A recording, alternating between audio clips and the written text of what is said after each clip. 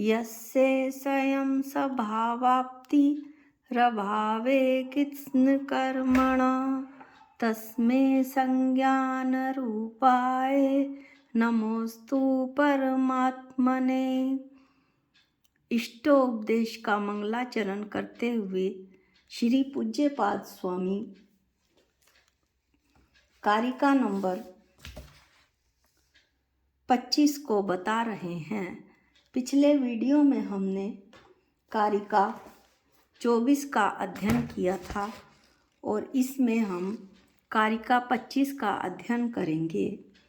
पिछली कारिकाओं में हमने देखा कि राग देश के कारण यह जीव संसार में भटकता है, सुख दुख का अनुभव करता है। जीव जब आत्म ध्यान की ओर प्रवृत्त होता है तो उसका मन क्यों नहीं लगता? राग देश रूप परिणति उसकी क्यों होती है? इसके उत्तर में आचार्य पूज्यपाद स्वामी अगली कारिका कहते हैं। कारिका सुने। कटस्य कर्ता मिति संबंध स्याद् द्योर्दयो ध्यानम ध्येयम यदात्मेव संबंधा कीदृशस तदा अहम मैं कटस्य चटाई का कर्ता बनाने वाला हूँ इति इस प्रकार संबंध कर्ता कर्म संबंध द्योर्दयो भिन्न भिन्न दो पदार्थों में स्यात् होता है, परंतु यदा जब ध्यानम ध्याये ध्येयम ध्येय आत्म एव स्वयं आत्मा ही हो, अर्थात ध्यान भी आत्मा हो और ध्येय भी आत्मा हो, तब कैसा तब कीदृश्य कैसा संबंध हो सकता है। इसका पद अनुवाद सुने। यूं ही परस्पर दो में तो होता है संबंध रहा, एक में एक जब ध्यान दे हो, आत्म का ही आत्म हो, फिर किस विध संबंध बंद हो, दोपन ही जब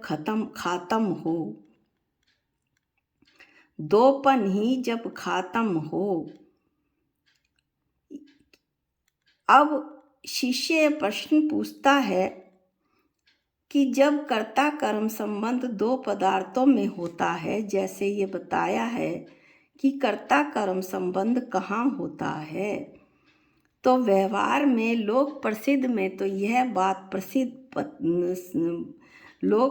में पता है, सभी व्यवहारी लोग जानते हैं कि भिन्न भिन्न दो पदार्थों के बीच संबंध हुआ करता है।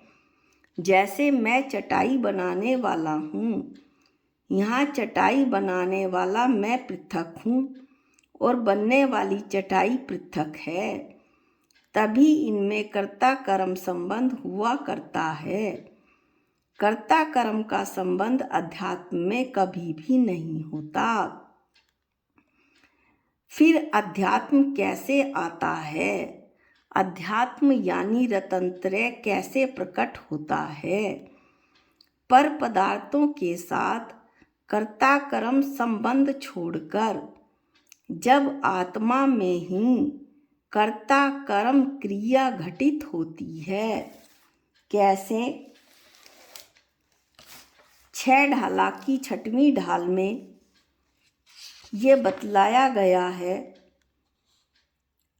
9वें श्लोक में, जब ध्यान ध्याता ध्येय का ना विकल्प बच वेद ना जहाँ, चिद्दाव कर्म चिद्देश करता चेतन क्रिया तहाँ, तीनों अभिन्न अखिन शुद्ध उपयोग की निश्चल दशा, प्रकटी जहाँ दीर्घ ज्ञान व्रत ये तीन धा एके लसा।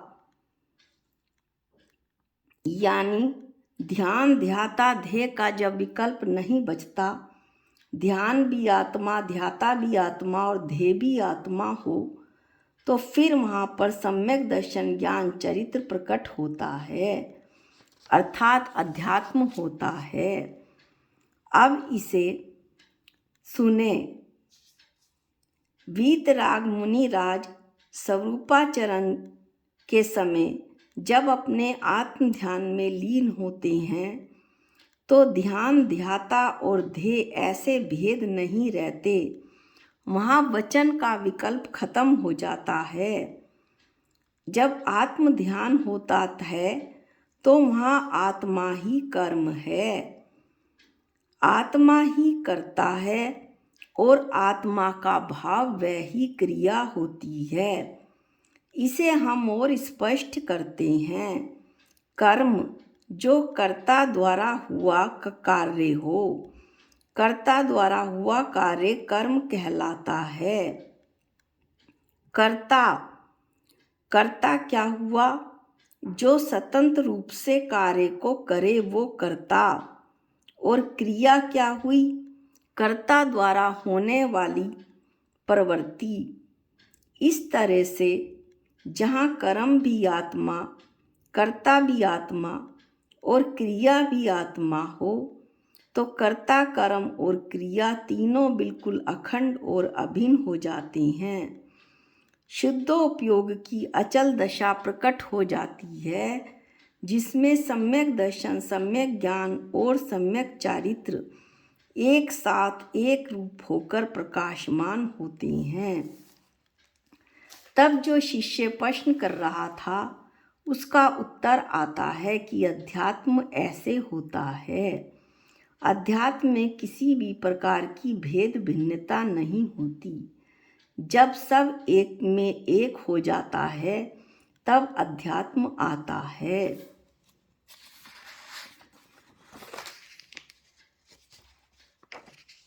अब संयोग कैसे होता है और किस तरह से उससे शांति भंग होती है, इसकी एक कथा सुनिए।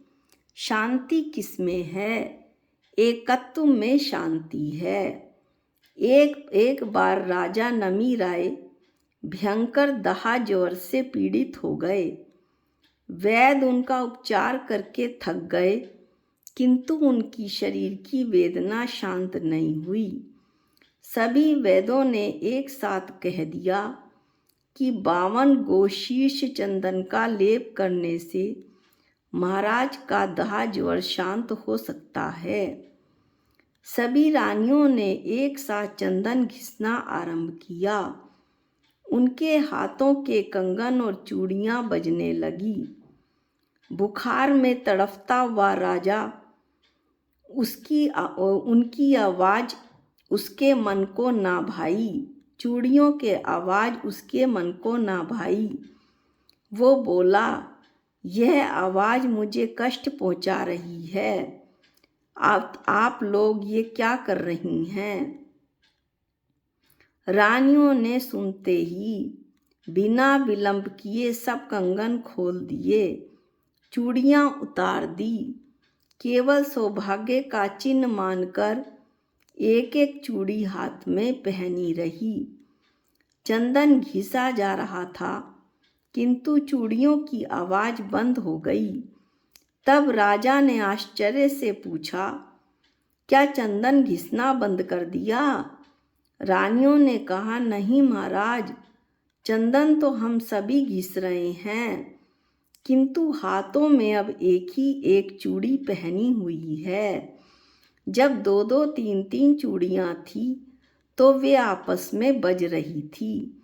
इस तरह से जैसे ही एक चूड़ी सुहाग की पहनी वैसे ही आवाज़ बंद हो गई। तो जहाँ संयोग होता है वहीं अशांति होती है। वियोग कहाँ होता है? जहाँ संयोग होता है वहाँ निश्चय से वियोग भी होता है। इसी से संसारी प्राणी दुखी होता है। जहाँ एकत्व है, एक अकेला, वहाँ वियोग का सवाल ही नहीं। एक में क्या वियोग होगा? अतः सभी को एक अखंड आत्मा की साधना करनी चाहिए। कौन सी भावना भाने वाला मुक्त होता है? एकत्व भावना को भाने वाला ही संसार सागर से मुक्त होता है। पंडित भूदर दास जी ने एकत्व भावना में कहा है, आप अकेला अवतरे, मरे अकेला होए, यो कबहूँ इस जीव को, साथी सगा न कोय।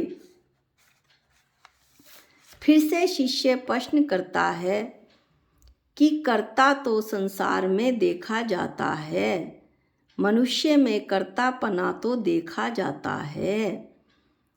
तब जवाब देते हैं कि कर्तापना व्यवहार की अपेक्षा से है। निश्चय से एक द्रव्य में दूसरे एक दो द्रव्यों में आपस में अत्यंता भाव है। अत्यंता भाव का मतलब एक द्रव्य दूसरे द्रव्य का कुछ कर ही नहीं सकता। जिस तरह से जो धर्म अस्तिकाय होता है वो जीव और पुद्गल को केवल चलाने में निमित्त मात्र होता है, वो जीव और पुद्गल को स्वयं नहीं चलाता, अपितु चलते हुए जीव और पुद्गल के चलने में सहायक मात्र होता है। इस प्रकार मैंने कुछ नहीं किया, मेरे निमित्त से यह कार्य बन गया। यदि निमित्त को मानेंगे तो कर्तृत्व बुद्धि टूट जाएगी, जो हमारे लिए सुख व शांति का कारण बनेगी। कहा भी है, मैं करता जग का क्या काम, मैं करता जग का क्या काम, होता स्वयं जगत परिणाम। जब मैंपना, ममत्व बुद्धि, अहंकार नष्ट हो जाते हैं तो कर्तृत्व बुद्धि अपने आप खत्म हो जाती है और हम कल्याण के मार्ग में कदम बढ़ाते हैं। इस तरह से आचार्य ने इस कारिका नंबर 25 को बताया है। कारिका नंबर 26 का अध्ययन हम अगले वीडियो में करेंगे। आज के लिए इतना ही। जा वाणी के ज्ञान से सूझे लोकालोक, जो वाणी मस्तक नमो सदा देत हूँ धोख। हे जिन वाणी भारती तो है जपूं दिन रैन, जो तेरी शरणागते वो पावे सुख चैन। सबको जय जिनेंद्र।